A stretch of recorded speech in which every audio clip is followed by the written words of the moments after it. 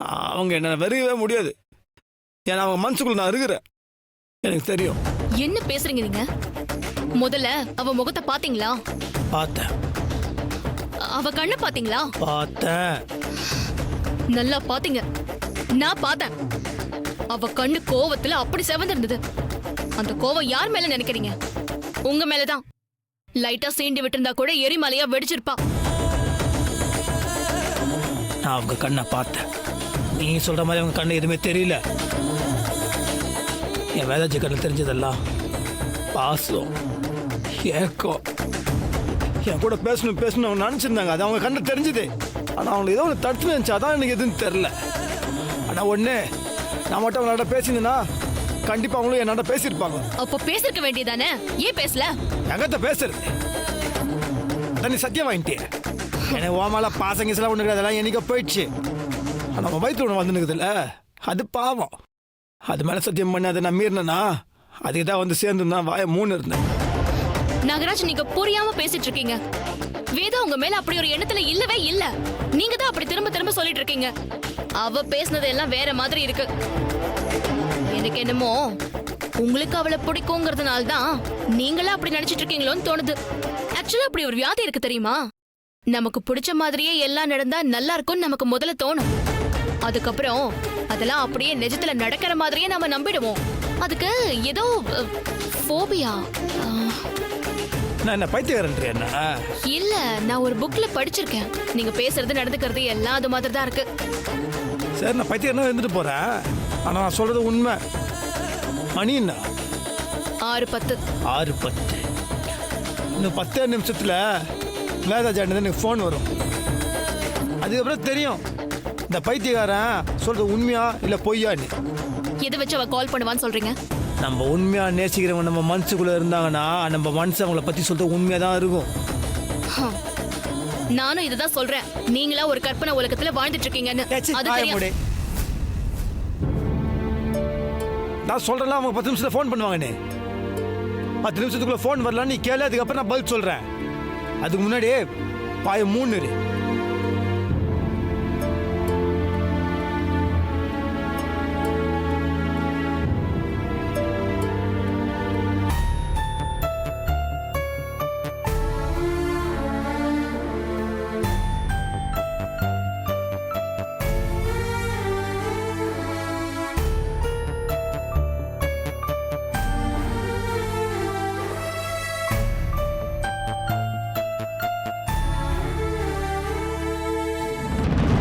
ஒருவேளை இவர் சொல்ற மாதிரி அவ இவருக்கு கால் பண்ணுவாளோ?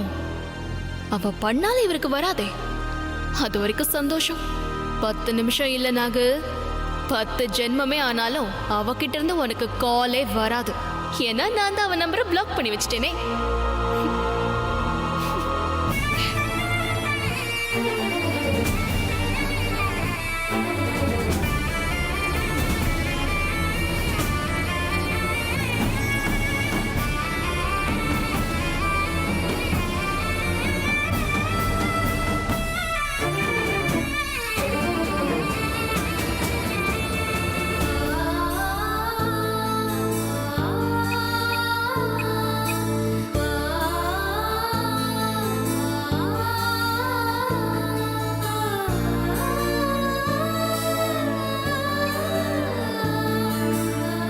நிமிஷம் ஆயிடுச்சு, இன்னும் கால் வரலையே நாகராஜ்.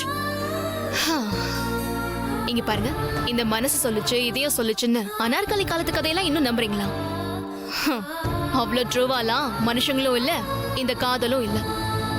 உங்களே இல்ல, எல்லாரையுமே சேர்த்துதான் சொல்றேன். மனசு சொல்றதா நினைக்கிறது மூளையோட முட்டாள்தனம்.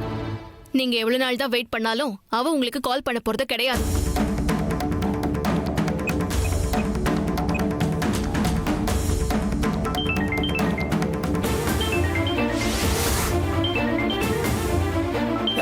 யாரு யாரு?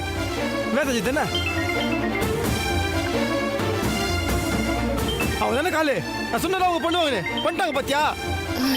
இல்ல இல்ல, என்னோட வேலைக்காரி ஃபோன் பண்றான். என்ன நாகராஜ், நான் இவ்வளவு சொன்னதுக்கு அப்புறமும் நீங்க வேதா கால் பண்ணுவான்னு நம்பிட்டு இருக்கீங்க. நீங்க பேசுறத கேட்டா எனக்கு அழறதா சிரிக்கிறதான்னு கூட தெரியல. சரி, நான் போய் பேசிட்டு வந்துடுறேன்.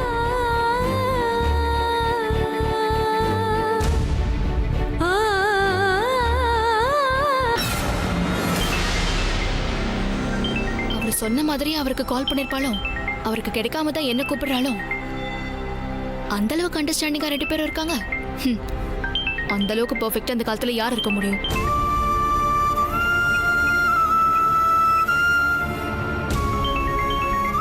மனசு கரெக்டா சொல்லுமா என்ன? சும்மா நாகராஜ் தான் உளறிட்டு இருக்காரு. இவன் வேற எதுக்காவது கால் பண்ணிருப்பான். சொல்லு வேதா. ஹலோ. இப்பதான் வந்து பார்த்துட்டு போனா அதுக்குள்ள ஃபோன் பண்ற? இல்ல, வீட்டுக்கு போயிட்டீங்களா இல்லையான்னு கேட்க தான் கால் பண்ணேன். என்ன வேதா, நாங்க அப்பவே வந்துட்டோம். வேற என்ன? வேற ஒன்றும் இல்லை, இதை கேட்க தான் கால் பண்ணேன். ஓகே, நான் வச்சிடுறேன். பாய். மல்லிகா. சொல்லு. உனக்கு கால் பண்றதுக்கு முன்னாடி அவருக்கு கால் பண்ணேன். இப்போ ஃபோன் போல, இன்னமும் பிளாக் பண்ணி தான் வச்சிருக்காருன்னு நினைக்கிறேன். என்ன வேதா நீ? நான் தான் அந்த பிளாக் எடுத்து விடுறேன்னு சொன்னேன்ல, நீ தான் வேண்டான்னு சொன்ன. இப்ப பாரு, நீ அவர்கிட்ட பேச முடியாம கஷ்டப்படுற. நான் வேணா அவர்கிட்ட ஃபோன் கொடுக்கவா? வேணாம், அதெல்லாம் ஒன்றும் வேணாம். பரவாயில்ல, அவருக்கா தோணும் போது பிளாக் எடுக்கட்டும். உன்னை பிளாக் பண்ணிருக்கேன்னு தெரிஞ்சாதானடி எடுப்பாரு. அவருக்கு தான் தெரியாதே. சரி, நான் வச்சிடுறேன். பிரிஞ்சிருக்கிற 2 பேருக்குள்ளேயும் வெறுப்ப விதைக்கணும்னு பார்த்தா மனசுக்குள்ள நினைக்கிறது தெரியற அளவுக்கு உங்களுக்குள்ள நெருக்கம் இருக்கா? இது வளர விடக்கூடாது. வேற ஏதாவது செய்யணும்.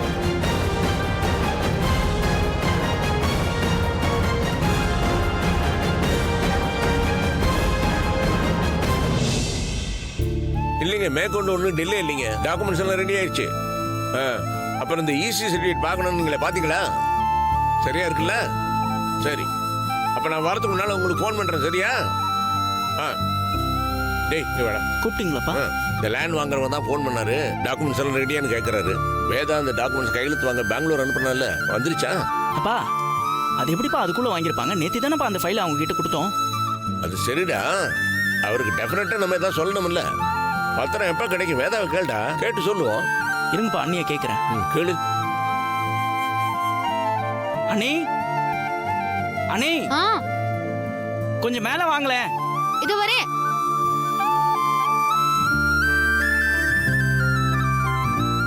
அப்பா கூப்பிடுறாரு. வா வேதா, இந்த லேண்ட் செட்டில்மெண்ட் நாளைக்கு பண்ணி ஆகணும். எல்லா டாக்குமெண்ட்ஸும் நாளைக்கு கொண்டாடுறேன்னு சொல்லிட்டேன். இந்த நாகராஜ் கையெழுத்து வாங்க டாக்குமெண்ட்ஸ் பெங்களூர் அனுப்பிச்சிய, அது எப்போ கிடைக்கும்? அவர் நாகராஜ் கிட்ட கையெழுத்து வாங்கி பத்திரத்தை கொடுத்துட்டு போயிட்டாரு மாமா. அதுக்குள்ளையா? என்னம்மா சொல்ற? நேற்று ஈவினிங் தானே டாக்குமெண்ட்ஸ் எல்லாம் எடுத்துக்கிட்டு பெங்களூர் போறேன்னு சொன்னேன். ஆமா மாமா, எனக்கே அது ஆச்சரியமா தான் இருந்தது. ஈவினிங் கிளம்பி போனார்ல, கொண்டு போன ஃபைல் எல்லாம் சப்மிட் பண்ணிட்டு மிட் நைட்டே ரிட்டர்ன் ஆயிட்டாரு. ஓ, நல்ல விஷயம் தான். போ, டாக்குமெண்ட்ஸ் எடுத்துட்டு வா. போ.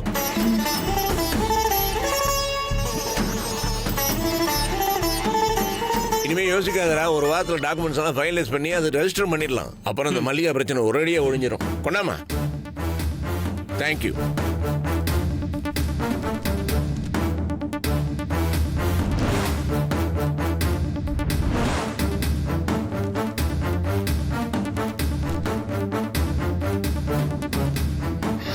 மாமா, கிச்சன்ல கொஞ்சம் வேலை இருக்கு, நான் கீழே போறேன்.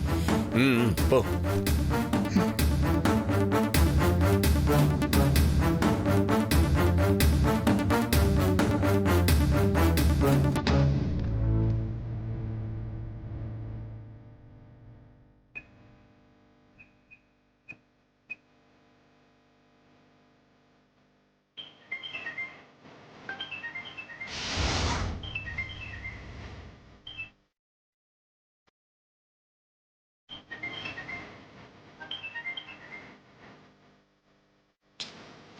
இப்போ இவங்க ஃபோன் பண்ணுதுடா. ஃபோன் பண்ணி நம்ம எதாவது பேசி தேவையில்லாமல் அவனுக்கு சந்தேகம் வந்துட போகுது. அவன் நம்மளுக்கு எதனா வாய்ஸ் மாதிரி இருக்காது.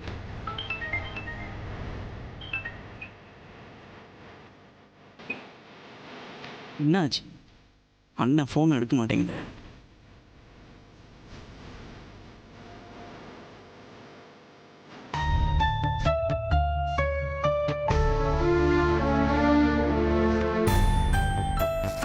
அண்ணே, சொல்லு நட்ராஜ். அண்ணன் இப்போ எங்கே இருக்கு?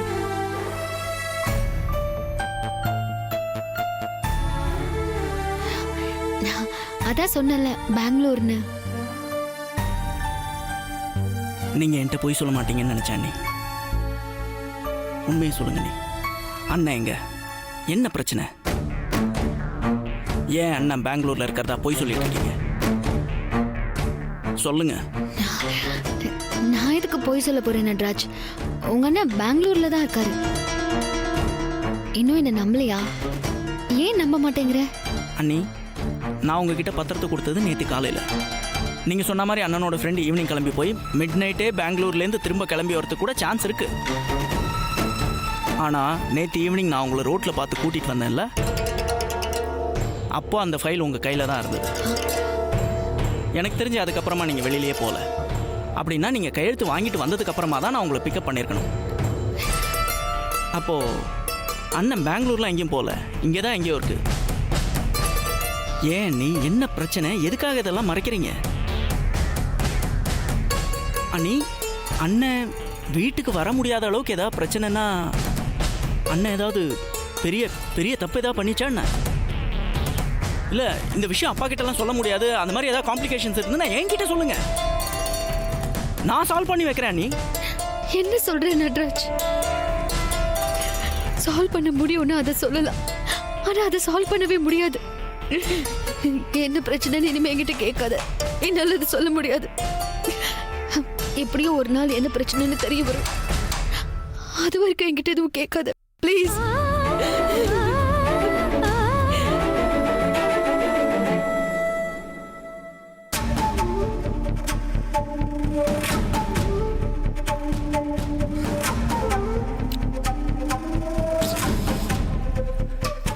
நேரத்துக்கு ஃபோன் பண்ணிருக்கிறான். ஏதாவது முக்கியமான விஷயமா இருக்க போகுது. அவன் ஃபோன் எடுத்து நான் பேசினா நான் எங்கே இருக்கிறன்ற விஷயம் அவனுக்கு தெரிஞ்சிடும். நான் எப்படியும் உடனே கொட்டிடுவேன். பேசாம வேதாஜிக்கிட்டே பேசிடுவோமா? ஆனால் வேதாஜி நான் பேசினா திரும்ப பேசுவாங்களா? அன்றைக்கி நான் நேரில் பார்த்தேன், அவங்க பேசல. எனக்கு வேதாஜிகிட்ட பேசணும், இதே ஒரு சாக்கை வச்சு பேசுற வேண்டியது தான்.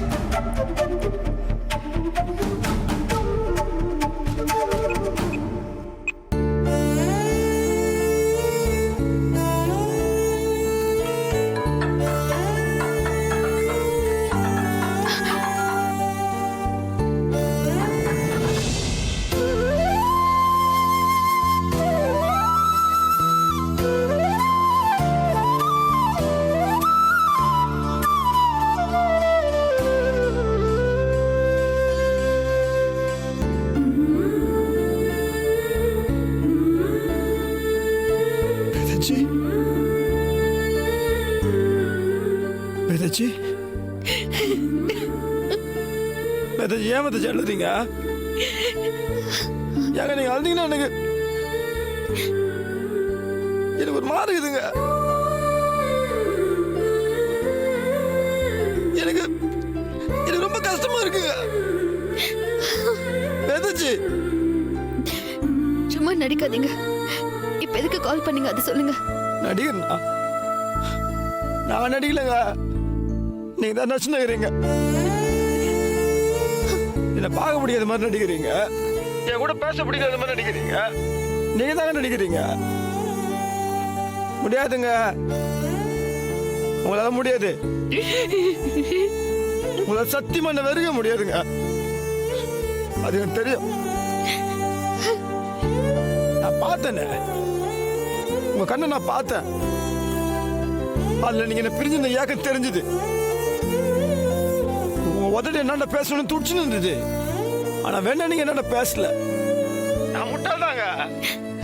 ஆனா என் வேதாஜி நல்லாவே புரிஞ்சு வச்சுன்னுக்கிறேன்னா இதெல்லாம் நான் புரிஞ்சுப்பேன்.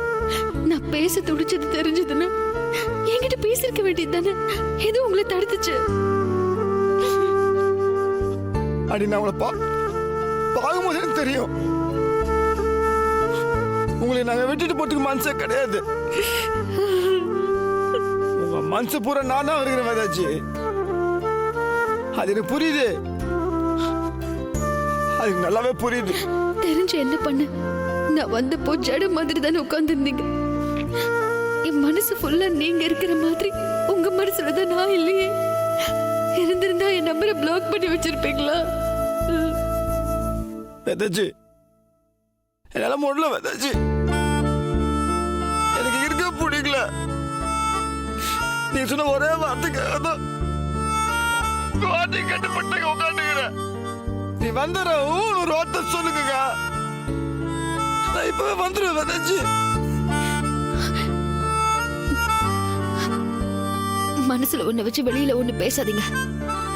நீங்க இப்ப சொன்ன எதுவுமே உண்மை கிடையாது. என் மனசுல நீங்க கிடையவே கிடையாது. உங்களை தூக்கி எறிஞ்சு ரொம்ப நாளாச்சு.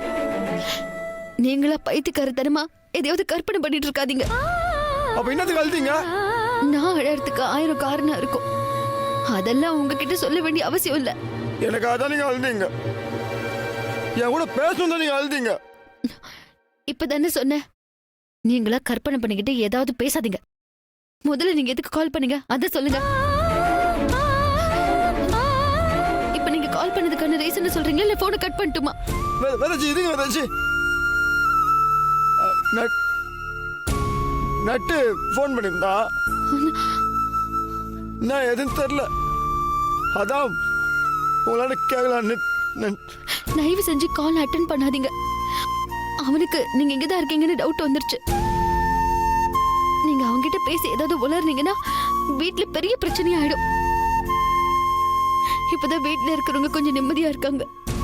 தயவு செஞ்சு அதை கெடுத்துறாதீங்க. சரிங்க, நான் பண்ண மாட்டேன். நான் போனை வைக்கிறேன். வேதாஜி வேதாஜி, என்ன நிஜமாவே என்ன பிடிக்கலையா? சத்தியமான வெறுத்துட்டீங்களா? வேதாஜி சொல்லுங்க வேதாஜி. ஆமா,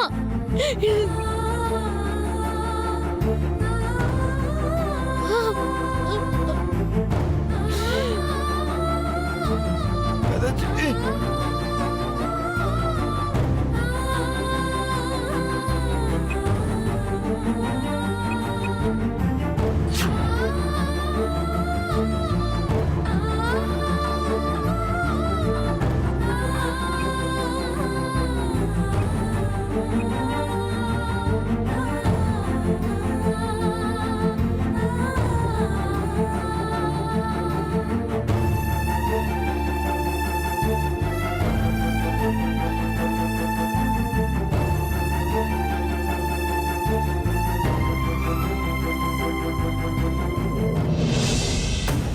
அக்கா, இதோ வரேன்.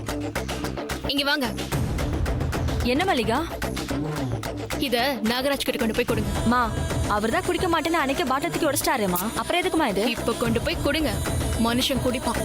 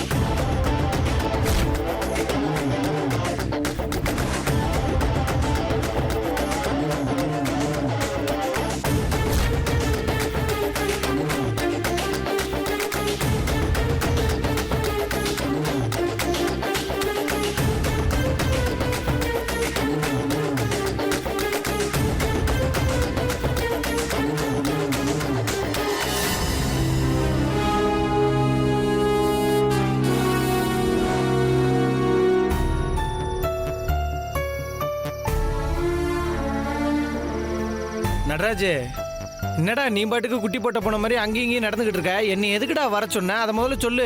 எனக்கு ஒரே குழப்பமா இருக்குடா. இங்க என்ன நடக்குதுன்னு எனக்கு தெரியல. அதான் உனக்கு ஏதாவது தெரியுமான்னு உனக்கு கேட்கறதுக்காக தான் வர சொன்னேன். டேய், இப்படி தலையும் இல்லாம வாள் இல்லாம சொன்னி நான் என்னன்னு புரிஞ்சுக்கிறது? முதல்ல தெளிவா சொல்றா. எங்க அண்ணன் நாகராஜ் வேலை விஷயமா பெங்களூர் போயிருக்கான்னு சொல்லி எங்க அண்ணி சொன்னாங்கல்ல. ஆமா, நான் கூட அவனை பத்தி கேட்டப்ப என்கிட்டயும் வேதாஜி அதே தான் சொன்னாங்க. அதுல இப்ப என்னடா பிரச்சனை? ஆனா அவன் உண்மையிலேயே பெங்களூர் போகல, இங்கதான் இருக்கான். என்னடா சொல்ற? இங்க இருக்கானா? இங்கன்னா எங்க? சென்னையில தான் இருக்கான், ஆனா எங்க இருக்கான்னு தெரியல. எதை வச்சு அப்படி சொல்ற? அண்ணி தான்டா சொன்னாங்க. அப்ப அவங்கள்ட்டயே கட்ட வேண்டியதானே? அவன் எங்க இருக்கான், ஏன் இப்படி போய் சொல்லிட்டு எங்கேயோ தங்கி இருக்கான்னு கேட்க வேண்டியதானே? கேட்டேன்டா, அவங்க சொல்ல மாட்டேங்கிறாங்க. என்கிட்ட எதுவும் கேட்காதன்னு சொல்லி அழறாங்க. ஆனா ஒண்ணு மட்டும் தெரியும்டா, ஏதோ ஒரு பெரிய பிரச்சனை போயிட்டு இருக்கு. அது என்னன்னு தான் தெரியல.